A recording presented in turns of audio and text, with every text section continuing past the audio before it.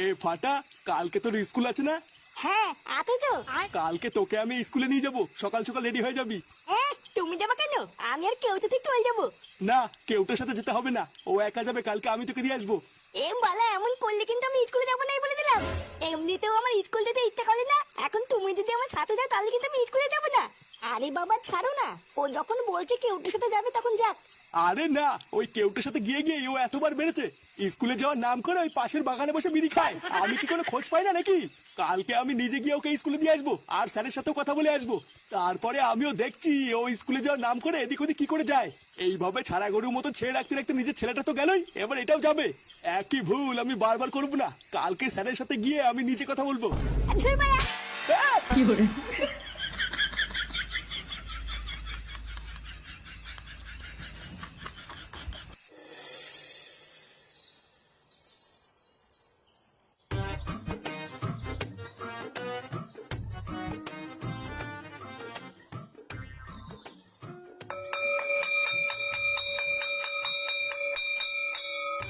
নমস্কার স্যার।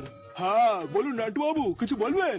আসলে স্যার আমি ফাটাকেই স্কুলে দিতে এসেছিলাম, বুঝলেন তো। তা